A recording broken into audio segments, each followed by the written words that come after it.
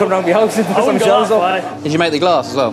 Oh yeah, blew them myself. I mean, I'm really talented. With his competitors' jibes ringing in his ears, Alec continues with watercress, pickled shallot rings, the Cowell Kennin, and finally the smoked cheddar mousse. You look shattered, Alec. Put everything into that one, but happy with it. I just think he's maybe just tried one element too many. It's a very common mistake with young chefs. It's fantastic. I've put my whole heart and soul into this dish, and you know, hopefully the judges will see that.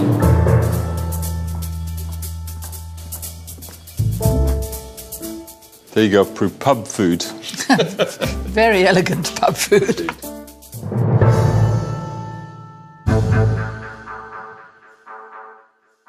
I think that there's less mustard and more salt. You know what I'm going to say? Well, for once, I'm actually going to agree with you on this, you know. Too much salt. I also think the watercress on there is there for decoration, not for actual purpose. I really love the ham and the smoked cheese. It is over-salted. And the creamed or the smoked cheese mousse, it's over-smoked. I think cheddar, cream cheddar, just reminds me of processed cheese. Unfortunately, unlike you, I like that smoked cheese flavour. I understand what you're saying, but I like the combination of smoked. Oliver, I wouldn't expect anything else from you but to like it, I'll be honest with you, because clearly that's why I'm wearing the white uniform and you're looking rather Oscar Wilde-ish. You know what's interesting about your white jacket? Yeah. When was the last time that jacket was in the kitchen? Oh, you. Boys. Listen, this is the finals. I don't think this dish is as good as it was before. It's sort of heartbreaking because he was so nearly there. You sound sad and disappointed. I am sad and disappointed. Yes. It's a dish that I think that I'd be very proud to have in the countryside on a nice trip through the valleys in Wales. But for a royal banquet, I would be very worried about putting this forward. What do you think of the seasoning on the bounty? I think the seasoning's definitely as high as it. I wouldn't want any more. It's as high as it needs to be. It's on that high point, isn't it? Yeah. I think the smokiness in the cheese is really, really nice. I think it's very strong. It is very strong. You could almost do with instructions. You almost have one part, then the other part, then the other part. Yeah. Because if you actually took the cheese mousse with the ballotine and then the soup, it's almost a bit busy. I was disappointed in this dish because the ham hock was over-salted and the cheese little cornet, which was delicious last time, was over smoky, and in fact I think the whole thing had gone downhill a bit, so it's a 6. Driving through those little roads in Wales, stopping off at a pub and having that at any day of the year, I'd be very happy. But for the Prince's Banquet, I'm not so sure. So therefore, it's a 5. The whole dish, I think, was trying too hard without having any real end result to it. So for that reason, it's a 5. This turned out to be a trinity of separate dishes, not really united by any single quality, in my view. So for that reason, it's a 5.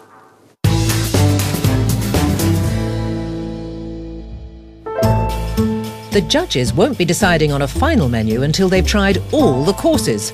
And with 5 starters served and 3 to go, the chefs currently have no idea that a winner won't be revealed today. Obviously, we're going to get ranked today. You know, nobody wants to be 8th, do they? So, Kenny, you know how that feels. Your heart sinks, literally. Especially, you always think you're going to be the next call up. So when you start from 8th, you think, I want to be next. Yeah. And then I'm going to be next. And then when you start getting the top 3, you start getting excited. You thought, then you get called third. I don't know how you feel if your name It's comes out horrible. first. It's horrible because you put so much work and time and thought into your food to get told you're last or you're 5th, and you think, I really thought that would have done better. To get one dish on that banquet would be absolutely fantastic. To stand up there and be the first woman to do it, I think it'd just be absolutely amazing, you know, and an honour. The final chefs into the kitchen are Will Holland from the Central region, Alan Murchison from Scotland, and Tom Kerridge from the South East. The rest of the chefs might be strangers, but for Will and Alan, it's a lot more personal because they're actually employer and employee. You're a little nervous, chef? Nothing to be nervous about. You can't let him beat you, surely. So for these 2 chefs, there's personal pride at stake. It's really important that I, make him know who is still the boss. That is very important. Yes, he's my boss. Yes, he pays my wages, so I'd love to beat him. It might be slightly awkward if I do. But, it's a win-win for me. If Will does well in the competition, it'll be down to the level of tuition he's received. Will may have less experience than Alan, but he's in the final and ready to cook. Despite pulling out all the stops with his saucing, his starter of rabbit and smoked bacon salad failed to win him much favour with the judges in the heats. I really thought it was going to be a beautiful dish. It looked so summery and perfect, but it was incredibly disappointing. I've really taken on board what the judges said and made some key changes to it, which I hope they appreciate. Will starts by preparing the rabbit and bacon ballotine.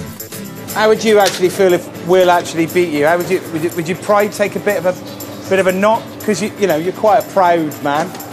I would say that I would be very, very pleased because it would show the hard work and effort. I've taken Will from the gutter and taken it to this stage. Determined to get one over on Alan, Will finishes off his elaborate ballotine by wrapping the rabbit loin in braised rabbit shoulder, rabbit and chicken mousse, and some more bacon. How's it going, boys? All right? Yeah, all good, thank you, Nate. Yeah. Have you worked together on these dishes or not? No, not at all. Completely separate. It's, Alan came up with his menu without the help of me, you know, and... I'll get him a cleaner stove down just like the old days after service. So But Will's not Alan's sous chef anymore. He's serious competition, and Alan knows it. Will fries the sliced ballotine, plates up tarragon and mustard dressing, followed by pea salad, pickled baby carrots, and finally the ballotine. happy with that? Yeah. You're almost sweating. Yeah.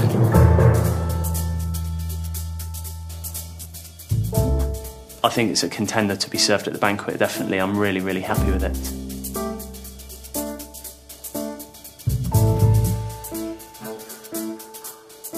Unhappy days. Well, you know what? That's... Terrible. You are such a killjoy. Oh, come on, it looks miserable. What do you think, Richard? I'm not too sure about this straight away. As the opener for a banquet of this calibre, it's just shockingly bad-looking dish. You know, I would never, even if it tasted like the best dish I've ever eaten, you put that in front of someone, they're going to feel unhappy.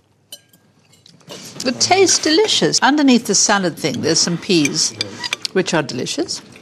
Well, I think he's changed the dish quite considerably, both in terms of presentation and in terms of cooking.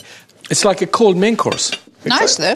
I'm getting sort of slightly burnt flavour coming through from the meat, yes. I quite like that caramelly. And this is beyond caramel. This is scorched earth policy. There's just a little bit too much going on. It's one farce, one braisé, one roll, one puree. It's around 10 items too many for me. Well, actually, funny enough, I mean, the outstanding element of the dish, as it was last time, is the pickled carrots. Yeah. The pickled carrots, I think, are absolutely delicious. No, you have got carried away with being nasty. And it's not that nasty. He's got too much of everything and it's too rich. But I don't think it's the rubbish you're talking about. I mean, I think the actual flavours are delicious. I think the braised meat in the middle is very rich. That's your last flavour in my mouth when I'm eating it. He has done quite a lot of textures in there as well, hasn't he? With using the mousse, then braised, and then the loin in the middle. Well, he put us on the spot there. What do you think? It was rich for me, personally, but it tasted really good. He tweaked his dish. Unfortunately, I don't think he tweaked it to very good effect, and for that reason, it's going to be a 5. I liked the sound of Will's dish, but I do think there's a bit of a problem when you come enthusiastically to a dish and what you like best on the plate is the pickled carrot. So for that reason, I'm giving it a 5. I thought the dish looked dreadful, and it was certainly matched by taste. So I'm going to give it a 5. It just didn't sing a great chef song. So, a number 5. So, despite serving up an almost entirely different starter, Will's dish failed to impress. Can his boss and arch-rival Alan Murchison do any better? The judges loved Alan's cock-a-leaky terrine in the heats, but criticised him for his lack of local sourcing, so he's upped his game today. My starter today, I actually think is a very, very strong dish, and the reason behind that is it's simple, it's clean, it's effective. I've gone back to basics, I've stripped away all my ego and gone with 3 ingredients. That's all I'm cooking with. I love this dish, Richard. It was a terrine, rather a classic terrine, but the chicken was just, do you remember? Yes, the chicken was fantastic. Flavour. You know, I think this could be a real contender. But also, it looked great. You know, some terrines can look a bit dull, can't they? Oh, do you know? You're not a chef. Alan starts by preparing his baby leeks. But it seems that the quality of the opposition is getting to him. So, Tom, I've got a little bit of a sort of mixed emotion here because after myself, you're probably my favourite cook. It's a bit strange, actually, because part of me wants you to do really well and part of me wants you to crash and burn a little bit. You want to smash my face in, yeah? Alan moves on to the prune puree that will accompany the terrine. So, Alan, coccoliki. Yeah. The concept of that coming from? Traditional coccoliki soup, you know, which is chicken, leeks, prune. And I just thought the flavours worked very well. The challenges with the estate, you've got some beautiful young leeks coming through. I came across these amazing chickens and I just thought it was a nice marriage. But I also know I can nail this for 100. I could do this for 100 of my own. That's on your own? On my own.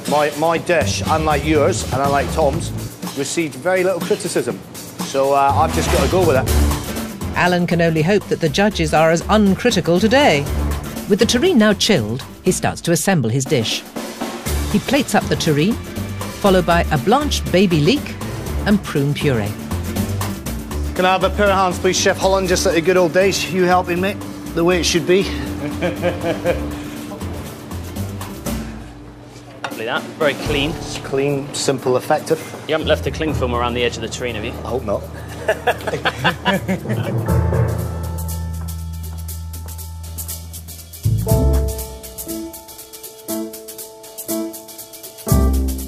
Very pretty. I think it's even prettier than before. Yes.